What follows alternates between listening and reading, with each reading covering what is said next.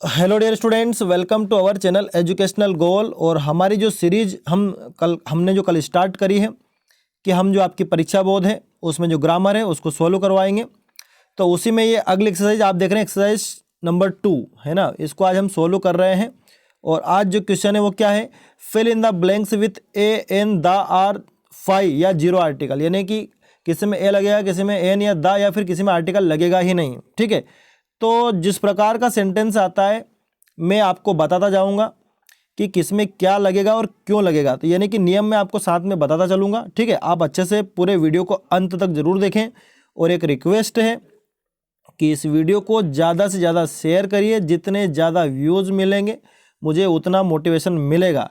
सभी कुछ आपके देखने पर निर्भर है, अन्यथा बहुत सारी सीरीज हमारी चली नहीं है क्योंकि आप शेयर नहीं करते हैं। तो शेयर जरूर करें। ठीक है, तो देखिए पहला वाला, an honest man always speaks, और उसके बाद खालिस्तान है, फिर बाद में ट्रूथ है। तो देखिए ट्रूथ का मतलब होता है सत्य, और ये एक एब्स्ट्रैक्ट नाउन है। एब्स्ट्रैक्ट नाउन मतलब कि भाववाचक संज्ञा। तो वैसे तो भाववाचक संज्ञा के पूर्व द या ए एन कुछ भी नहीं लगता है, लेकिन यहाँ पर इस सेंटेंस में कि एक ईमानदार आदमी हमेशा सत्य बोलता है, इसमें ट्रूथ को स्पेसिफाई किया गया है कि हमेशा सत्य बोलता है कि ईमानदार आदमी। तो इसलिए हमें इसमें लगाना पड़ेगा द। तो इसमें आ जाएगा the, an honest man always speaks the truth, कि हमेशा सत्य बोलता है। ठीक है, एक ईमानदार आदमी। अगला देखिए, कुड यू क्लोज, वो फिर खालिस्तान है, डोर प्लीज। तो देखिए कि क्या आप दरवाजा बंद कर सकते हैं कृपया। तो देखिए जिससे कहा जा रहा है वो भी दरवाजे को जानता है या उसने वो चीज़ देखी है, और जो कह रहा है उसने भी देखा है, तभी तो बोल रहा है कि क्या आप दरवाजा बंद कर सकते हैं क्या। यानी कि दोनों के लिए दरवाजा ज्ञात है। तो ज्ञात वस्तुओं में हम लगाते हैं, जब सुनने वाला और बोलने वाला दोनों के लिए वो वस्तु ज्ञात है तो हम द लगाते हैं कि could you close the door please. तो इसमें क्या आ जाएगा, द आ जाएगा। ठीक है, ये नियम आप याद करते चले और ध्यान में रखें इनको। Yesterday Mohan ब्राट a gift for Radha, कि आप मतलब इसमें इस सेंटेंस में कोई कह रहा है कि कल मोहन एक गिफ्ट लाया राधा के लिए, पहली बार जिक्र कर रहे हैं तो ए लगाएंगे। ए मैंने किस आधार पे लगाया, गिफ्ट, गा ध्वनि, व्यंजन ध्वनि, ए लगा दिया। ठीक है, जब इसी वस्तु की बात उस सेंटेंस में डबल आएगी तब हम दा लगाएंगे, क्योंकि अब दोनों के लिए ज्ञात हो गया, कहने वाले के लिए, सुनने वाले के लिए। एक बार जिक्र किया तो ए अथवा एन का यूज करेंगे ध्वनि के आधार पे। जब उसी बात का डबल जिक्र होगा, उसी वस्तु का डबल जिक्र होगा, तब हम लगाएंगे द। ठीक है, she liked the gift very much, उसको गिफ्ट बहुत पसंद आया। ठीक है, अगला देखिए, विच इज। अब देखिए यहाँ देखिए लार्जेस्ट आया है, लार्जेस्ट सुपरलेटिव डिग्री है, और सुपरलेटिव डिग्री से पहले द लगाया जाता है। लार्जेस्ट, बिगेस्ट, टालेस्ट है ना, मोस्ट, इनसे पहले क्या लगता है, द लगता है। तो ये पहचान हो गई आपकी कि आप कैसे पहचानेंगे कि आपको द लगाना है कि नहीं लगाना। तो सुपरलेटिव डिग्री से पहले भी द लगता है।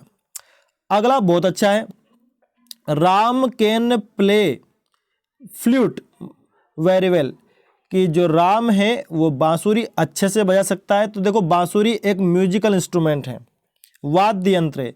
तो कोई सा भी वाद्य यंत्र हो उससे पूर्व आपको दा लगाना है। क्या लगाएंगे आप, दा लगाएंगे। लेकिन अगर ऐसा होता है कि राम बाट ए फ्लूट यस्टरडे, कि राम ने कल एक बांसुरी खरीदी, तो उसमें आपको दा नहीं लगाना, उसमें तो ए ही लगाना है। लेकिन यहाँ पर कोई सी बांसुरी बजा सकता है तो इसमें आप दा लगाएंगे। ठीक है, ये ध्यान रखें। जैसे आपने कुछ खरीदने वाली बात कर दी कि उसने ये तबला खरीदा, तो उसमें नहीं लगाना। लेकिन ऐसे कि बजा सकता है क्या, तो फिर आपको दा लगाना है। किसी भी म्यूजिकल इंस्ट्रूमेंट से पहले दा लगाना है। आगे देखिए, हिज ब्रदर इज, अब ये डिग्री उसकी एमएससी इन केमिस्ट्री।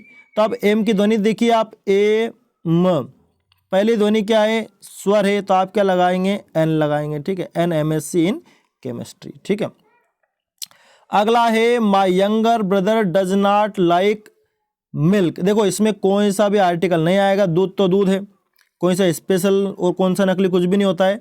तो ये एक जो है इस प्रकार के, वाटर हो गया, मिल्क हो गया, इनके पूर्व हमें कोई सा भी आर्टिकल नहीं लगाना है। ठीक है, जीरो आर्टिकल यानी कि 5।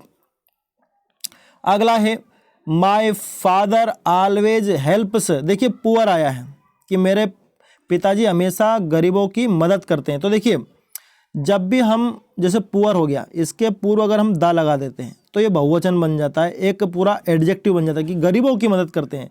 तो आपको दा लगाना पड़ेगा इसमें, क्योंकि दा लगाने से पूरी जाति आ गई, जितने भी गरीब होगा सब आ गए इसमें, ये बहुवचन बन गया। ठीक है, द रिच यानी कि अमीर लोग बहुत सारे। ठीक है, तो हेल्प द पुअर।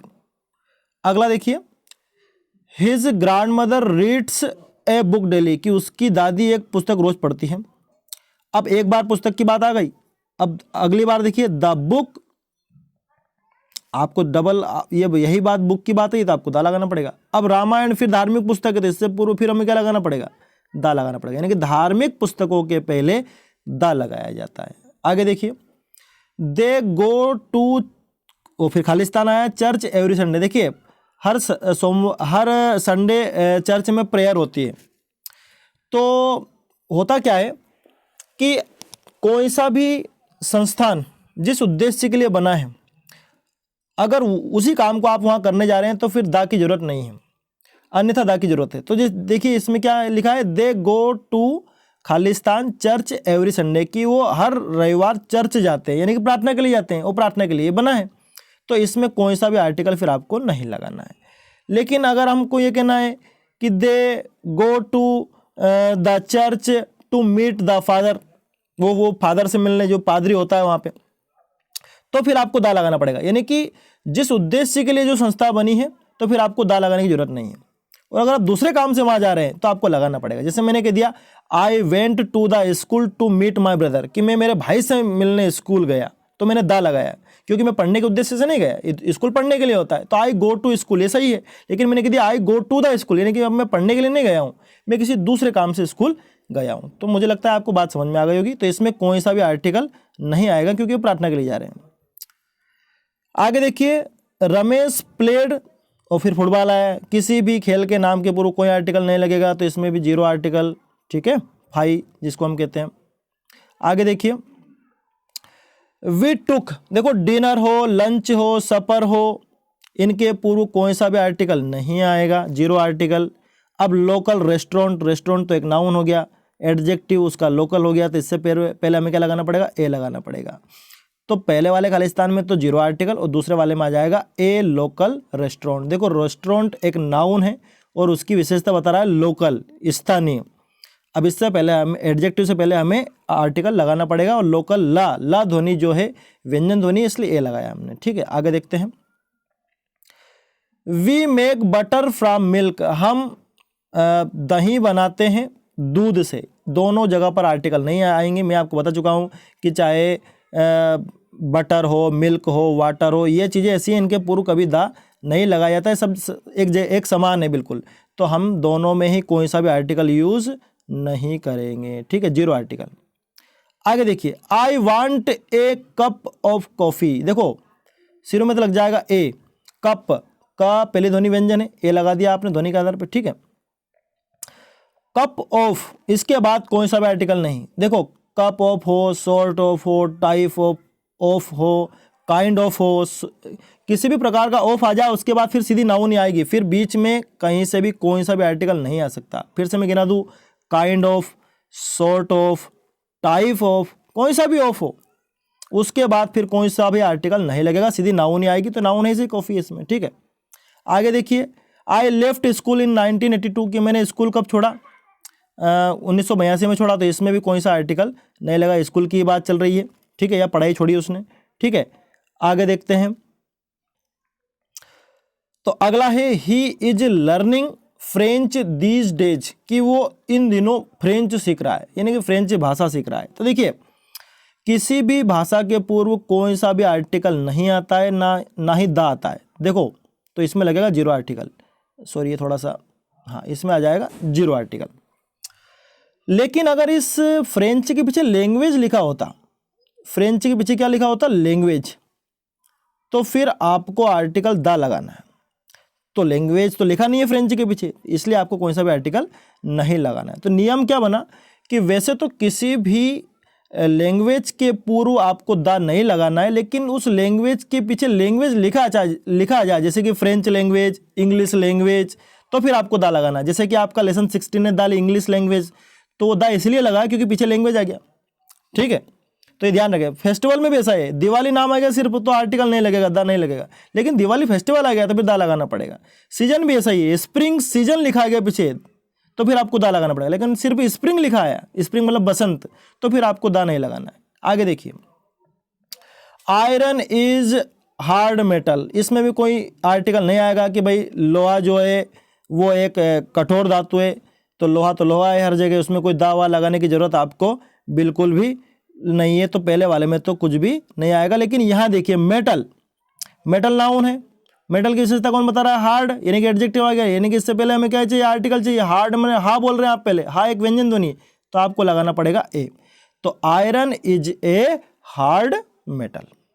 आगे देखिए, आई एम फॉन्ड ऑफ, देखो अभी बताया ऑफ आ गया, उसके बाद सीधी नाउन, तो I am fond of music, कि मुझे म्यूजिक का शौक है, ठीक है, संगीत सुनने का शौक है। आगे देखिए, this is house I live in, कि यह वही घर है जहां मैं रहता हूं, यानी कि आपने किसी से एक बार जिक्र कर दिया है घर का, तो आप उसी बात को इंगित कर रहे हैं, तो फिर आपको दा लगाना पड़ेगा। दिस इज द हाउस, यही वो घर है जहां मैं रहता हूं, स्पेसिफाई कर दिया गया है, दा लगाना पड़ेगा। देखिए दा के बहुत सारे नियम हैं, कई बार आता है कई बार नहीं आता है, लेकिन जहां जहां जिस सेंटेंस में जैसी स्थिति आ रही है मैं आपको नियम बताता जा रहा हूं, आप इनकी लिस्ट बना सकते हैं। आगे देखिए, he is a student, student सा ध्वनि है पहली, सा एक व्यंजन ध्वनि, तो ए लगा दिया। जियोग्राफी एक सब्जेक्ट है, सब्जेक्ट के पूर्व कोई सा भी आर्टिकल नहीं आता है, तो आप इसमें आर्टिकल नहीं लगाएंगे, जीरो आर्टिकल, ठीक है। जियोग्राफी सब्जेक्ट है, मैथ सब्जेक्ट है, कोई सा भी सब्जेक्ट हो उसके पूर्व कोई सा भी आर्टिकल नहीं लगेगा। देखो सन आकाशीय पिंड है, दा लगाना पड़ेगा, शुरू में लगा दिया आपने द सन साइंस ब्राइटली इन, देखो समर, फिर सीजन का नाम आ गया, समर यानी ग्रीष्म ऋतु, और मैंने कहा था कि सिर्फ समर लिखा जाएगा तो हम आर्टिकल नहीं लगाएंगे, लेकिन समर सीजन होता तो हम दा लगाते, तो इसमें तो सीजन नहीं लिखा है, तो बाद वाले में कोई सा भी आर्टिकल नहीं लगेगा, ठीक है। तो 21 के पहले में तो आपको दा लगाना है और बाद में आर्टिकल नहीं लगेगा। अगला देखिए, Nelson Mandela was African leader, leader तो हो गया नाउन, अफ्रीकन उसकी एडजेक्टिव हो गया, इससे पहले यानी हमें आर्टिकल लगाना पड़ेगा। अफ्रीकन की ध्वनि देखो अ, ये तो स्वर ध्वनि है, तो क्या लगाएंगे हम इसमें? एन लगाएंगे, तो इसमें आ जाएगा एन, एन अफ्रीकन लीडर।